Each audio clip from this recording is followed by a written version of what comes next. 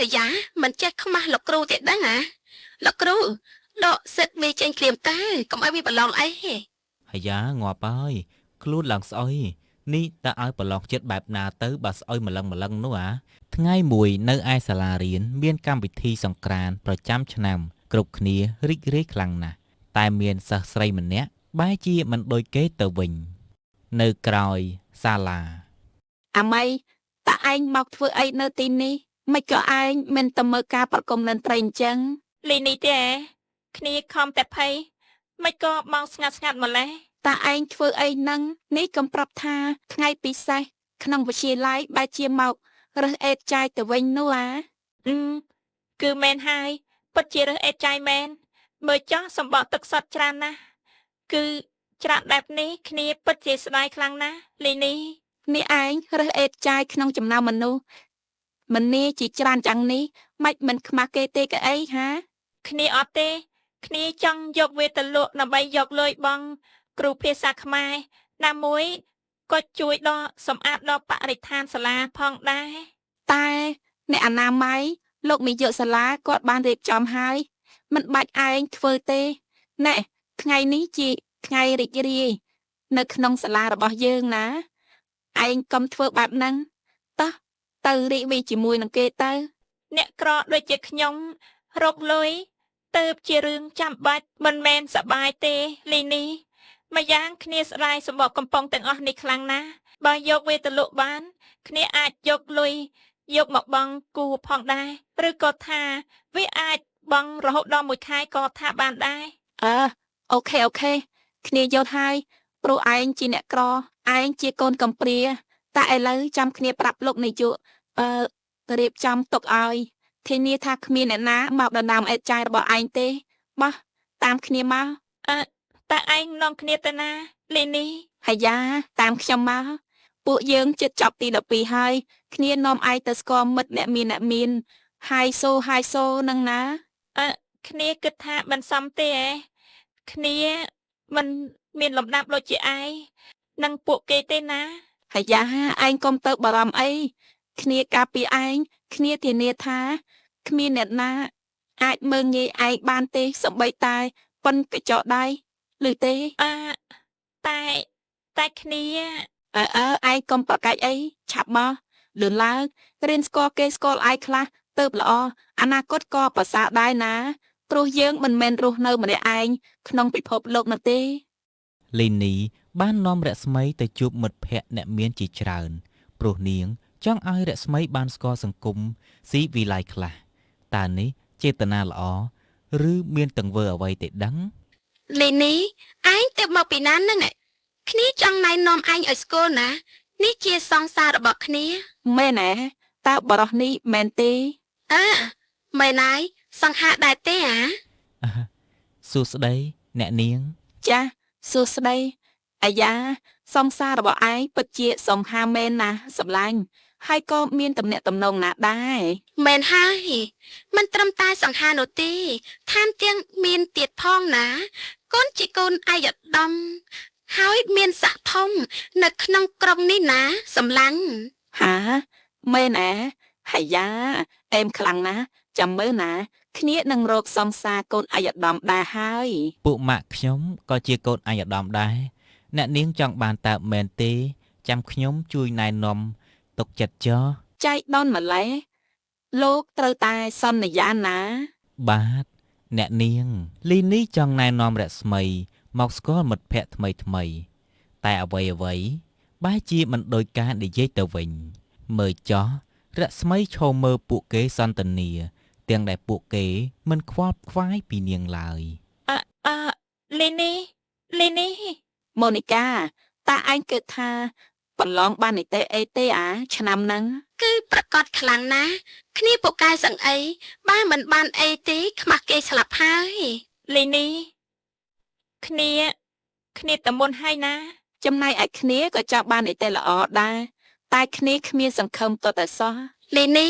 អ្នកបំរើអញតាមែនទេមើលចង់មើលគេទៅចោលឡៃបាត់ហើយម៉ូនីកានិយាយបែបនេះរស្មីក៏បានស្ដាប់ឮហើយក៏គិតក្នុងចិត្តថា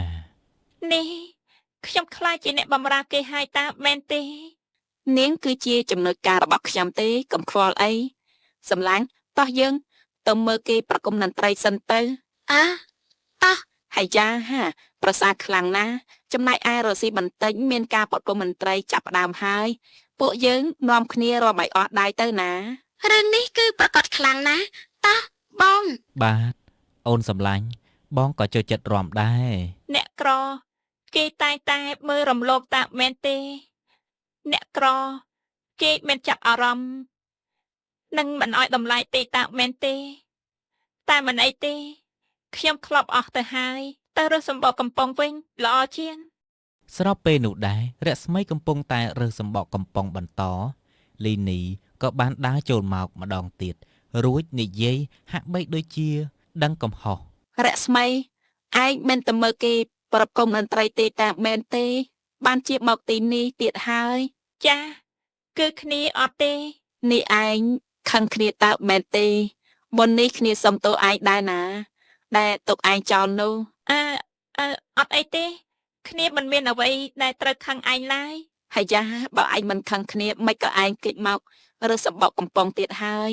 ដូចគ្នាប្រាប់ឯងអញ្ចឹងគ្នាខំរើសក្រែងបានជប់លុយទៅបងម៉ងរៀនគួរនឹងណា បានហើយ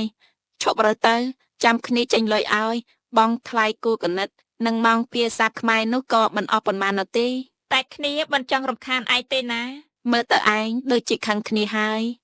គ្នាសុំទោសឯងផងណា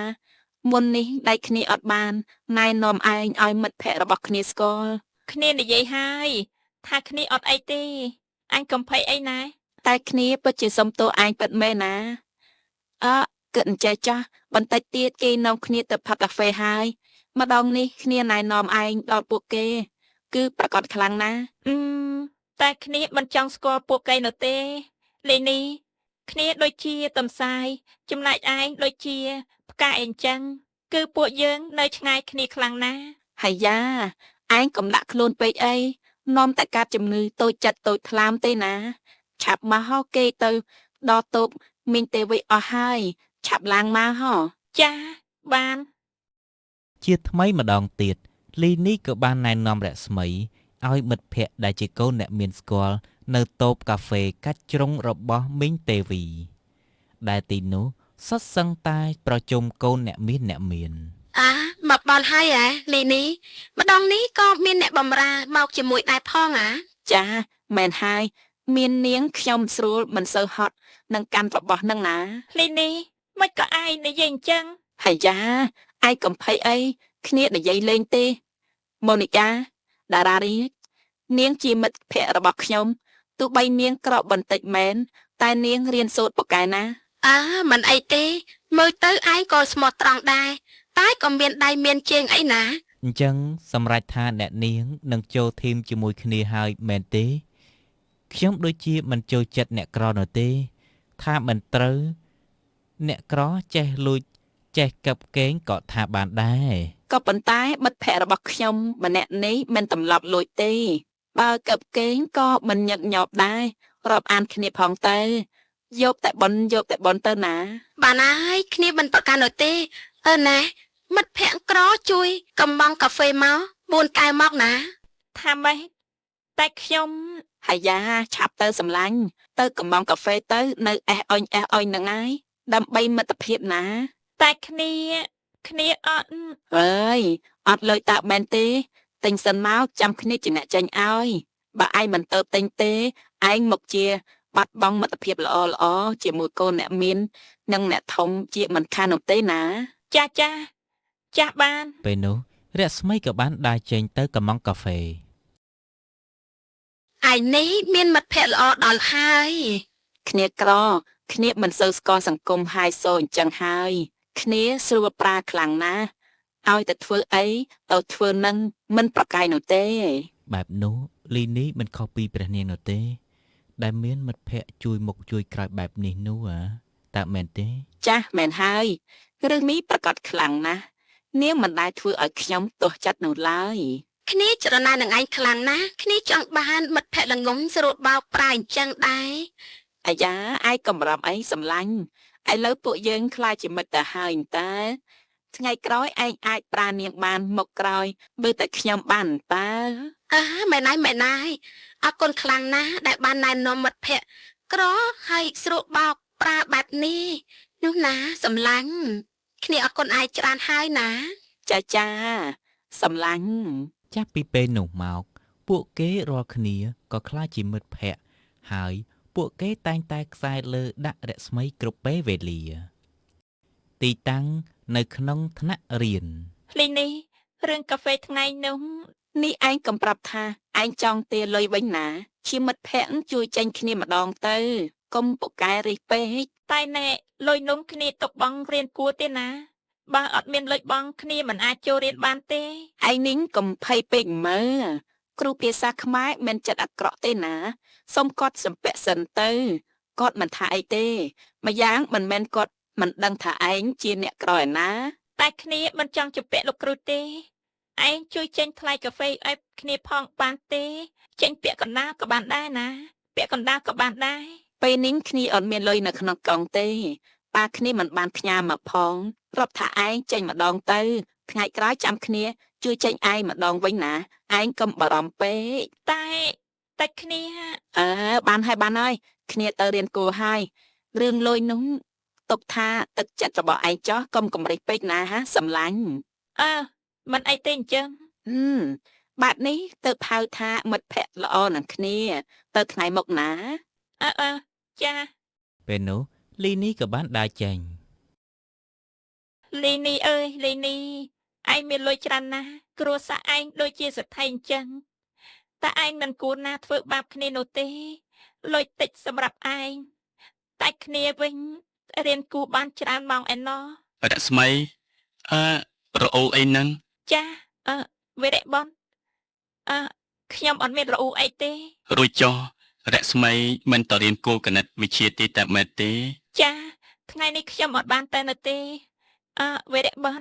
ខ្ញុំអាចសុំលោកចម្លងមេរៀនបងរៀនគូផងតែបានទេ បាទមិនអីទេខ្ញុំមិនកំណាញ់ទេ តែមិនល្អទេណាបើគិតបែបនេះចុះខ្ញុំដឹងថារស្មីព្រឹកនេះអត់មានលុយនោះទេ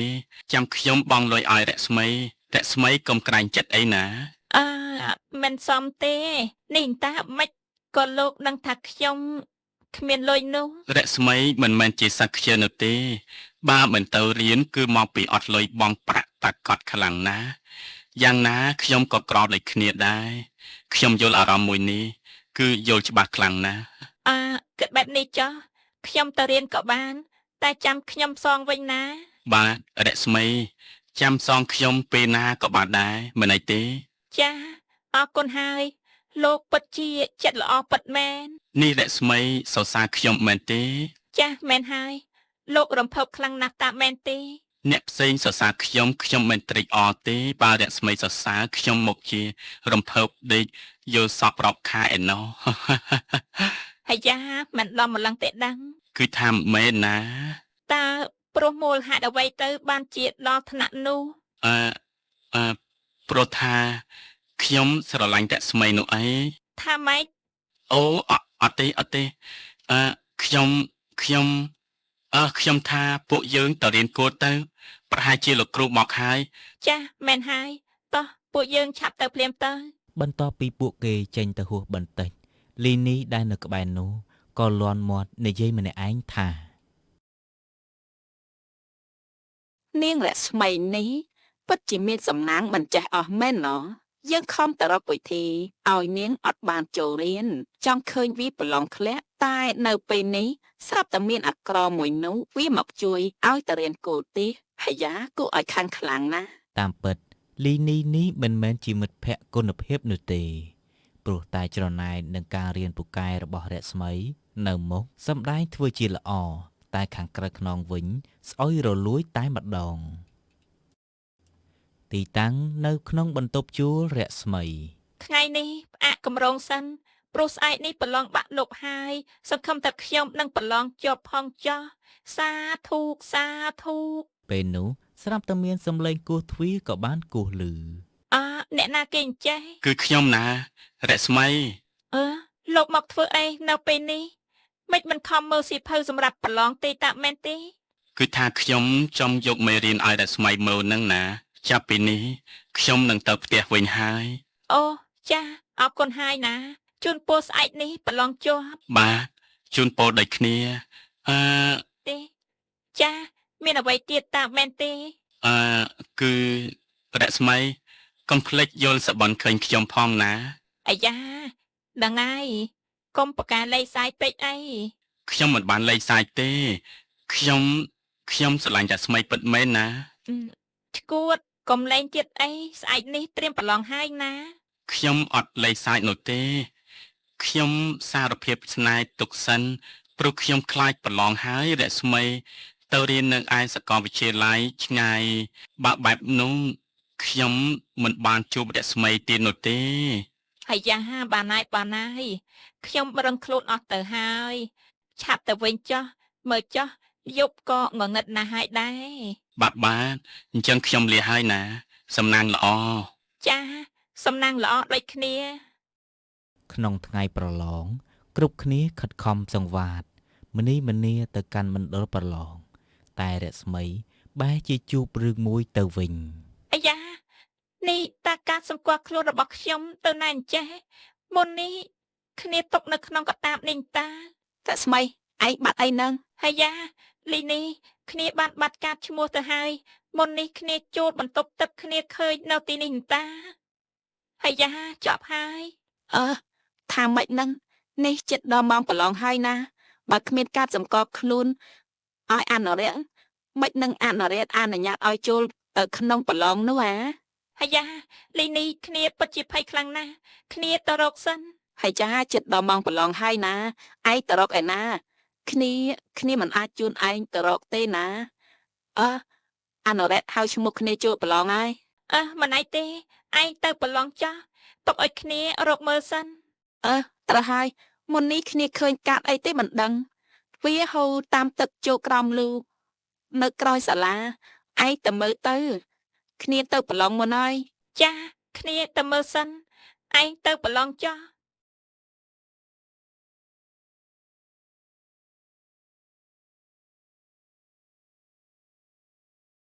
ទីតាំងនៅមុខថ្នាក់ តើរស្មីទៅណាអញ្ចេះមិនក៏មិនឃើញបែបនេះអាយ៉ាចិត្តដល់ម៉ោងប្រឡំណាយ កូនត្រៀមខ្លួនណោះលោកគ្រូហៅឈ្មោះហើយ លោកគ្រូសូមមេត្តាឈប់សិនខ្ញុំពេលនេះមានសិស្សស្រីម្នាក់មិនទាន់ឃើញម៉ាប់ទេណាលោកគ្រូ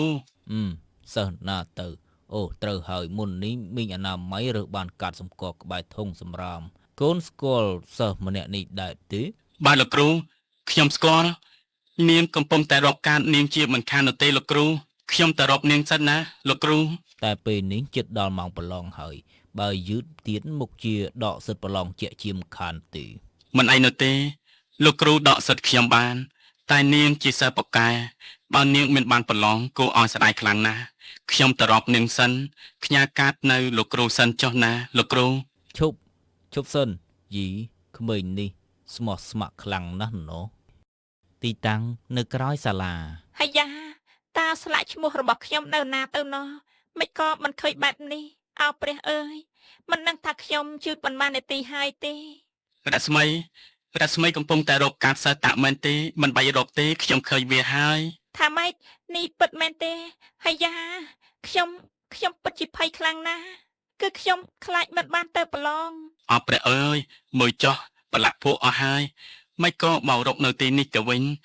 អ្នកណាប្រាប់ថានៅទីនេះនោះអា គឺមុននេះលីនីបានប្រាប់ខ្ញុំថាបានឃើញនៅក្នុងលូនេះទៅខ្ញុំមករកតែម្ដងទៅ មិនមែនទេគឺលោកគ្រូប្រាប់ថាអ្នកមានអនាម័យបានរើសបាននៅក្នុងកុំសម្រាននៅឯក្បែរបន្ទប់ទឹកឯណោះតើដូចមានអ្នកយកទៅបោះចោលអញ្ចឹង យ៉ាងណាក៏រកឃើញហើយខ្ញុំមិនគិតវិញឆ្ងាយនោះទេតោះពួកយើងទៅប្រឡងភ្លាមទៅ តែរស្មីលៀងខ្លួនសិនតើ មិនទាន់ទេឆាប់ឡើងបើយូរទៀតពួកយើងត្រូវបានដកសិទ្ធប្រឡងជាមិនខានទេ បាទតោះពួកយើងចាប់ទៅភ្លាមទៅអញ្ចឹង នៅមុខថ្នាក់រៀន អាយ៉ាព្រះអើយ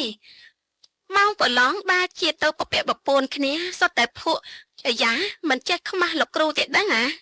លោកគ្រូដកសិទ្ធវាចេញក្រៀមតើកុំឲ្យវាប្រឡងអី អាយ៉ាងាប់ហើយខ្លួនឡើងស្អុយនេះតើឲ្យប្រឡងចិត្តបែបណាទៅបើស្អុយម្លឹងនោះអាឆាប់ទៅងូតទឹកចេញភ្លាមទៅ ឲ្យខ្ញុំសុំទោសអ្នកទាំងអស់គ្នាខ្ញុំសុំទោសលោកគ្រូមុននេះខ្ញុំរវល់ទៅដល់រកការសម្គាល់ខ្លួនរបស់ខ្ញុំណាលោកគ្រូ បាទមិនអីទេជួយខ្លួនសិនទៅណាសល់ពេល1នាទីទៀតឆាប់ឡើងទៅចាំគ្រូចៃវិញ្ញាសាឲ្យ ចាស់លោកគ្រូ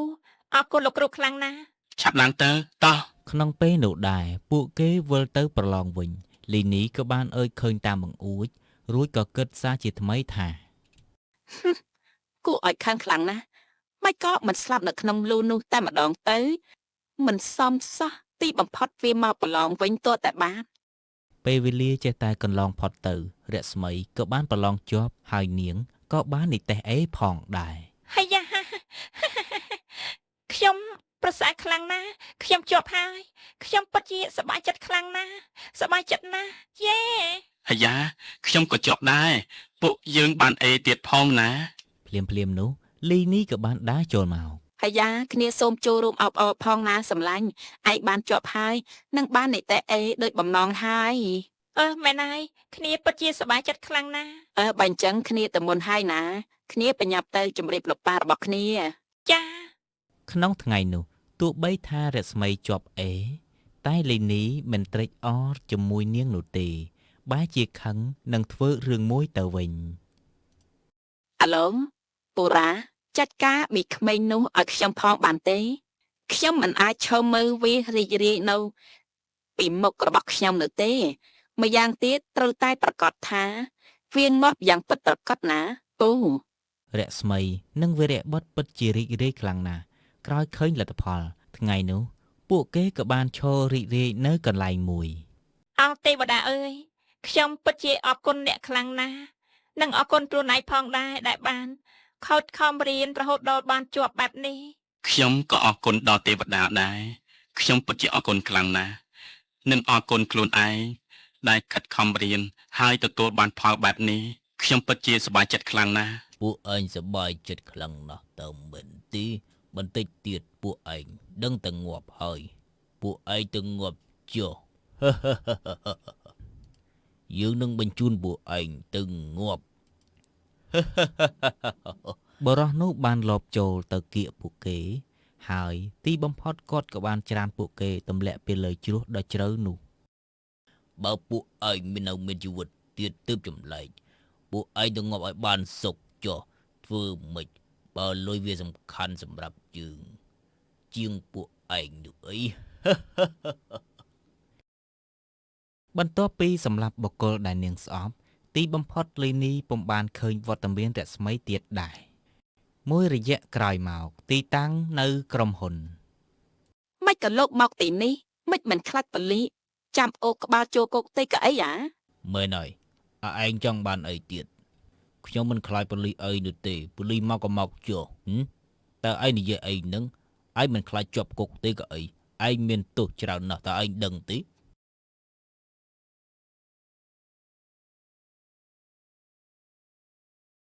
តើខ្ញុំមានទោសពីបទលួចបន្លំលុយក្រុមហ៊ុនណានិងសម្លាប់មនុស្សតើមែនទេហេហើយយ៉ាមិនក៏ឯងនិយាយបែបនេះតិចមានគេមកលឺទៅណាអាព្រៃខ្ញុំមិនខ្លាចគេលឺផងលើកថកែភ័យអីក៏ភ័យម្លេះនេះឯងហើយយ៉ានេះឯងចង់បានអីទៀតបញ្ញាប់ឡើងទៅឲ្យឆាប់ឡើងខ្លាចមែនទេខ្ញុំចង់ណែនាំកូនស្រីខ្ញុំឲ្យលោកស្គាល់នោះអីហ៎ថាម៉េច ហានាងគឺជានាងរស្មីមកចុះនាងនៅរស់បាត់នេះ តើពួកឯងភ័យតើមែនទេឲ្យខ្ញុំសម្លាប់នាងយ៉ាងម៉េចនាងជាកូនស្រីរបស់ខ្ញុំណា ហាថាម៉េចជាកូននេះលោកបោកខ្ញុំតើមែនទេហើយចាអាមរុព្រៃ លីនេះគ្នាមិននឹកស្មានថាឯងជាមនុស្សបែបនេះតតែសោះឯងជាមនុស្សអាក្រក់ខ្លាំងណាស់គ្នាមិនណែជួបនោះទេ ពួកឯងពិតជាថោកទៀតណា នាងទេដែលអាក្រក់ថោកទាបនោះនេះអាក្រក់រកលេខដាក់គ្មានថោកទាំងឪថោកទាំងកូនបែបតែម្ដងហើយពេលនេះកូនយើងមានផោះតាំងអស់ហើយលោកប៉ូលីសចាប់ខ្លួនពួកគេភ្លាមទៅលោក parent លោកមានទោសប្រើល្បិចក្នុងក្រុមហ៊ុនហើយកាប់ពេញលុយរបស់ក្រុមហ៊ុនចំណែកឯនាងមានទោសជួលគេសម្លាប់មនុស្សសូមពួកអ្នកអញ្ជើញទៅប៉ុស្តិ៍ប៉ូលីសហើយទទួលទោសចាំច្បាប់ទៅចុះនេះអាក្រ ឯងក្បត់ជើងតើមែនទេហ៎ថាយ៉ាងម៉េចលោកទេដែលក្បត់ខ្ញុំនោះពេលនេះខ្ញុំមកយកអ្វីគ្រប់យ៉ាងទៅវិញហើយដល់ពេលនេះហើយដែលពួកឯងត្រូវសងមកវិញនោះហើយក៏អរគុណដែរដែលនាងបានឲ្យយើងជួបកូនស្រីរបស់យើងវិញនោះ អត់ទេអត់ទេមិនពិតទេមិនពិតទេខ្ញុំមិនអាចចាញ់នាងរស្មីបានទេអត់ទេអត់ទេ លោកប៉ាកូនស្ទើរតែបញ្ជឺនឹងភ្នែកតតែសោះ កុំបារម្ភអីកូនមិនក្រទៀតនោះទេចំណែកឲ្យកូនប្រសាប៉ានឹងបណ្ដុះបណ្ដាលកូនហើយកូនទាំងពីរនឹងក្លាយជាម្ចាស់ក្រុមហ៊ុននៅទីនេះផងដែរ បាទលោកប៉ា មិនថាអ្នកក្រអ្នកពិបាកតែអ្នកមិនត្រូវបោះបង់ភាពស្មោះត្រង់នោះទេព្រោះភាពតស៊ូនិងភាពស្មោះត្រង់នឹងផ្ដល់ភាពភ្ញាក់ផ្អើលដ៏ល្អមួយនៅក្នុងជីវិតអ្នកជាក់ជាមិនខានពេលនោះប៉ូលីសក៏បាននាំពួកគេចេញទៅ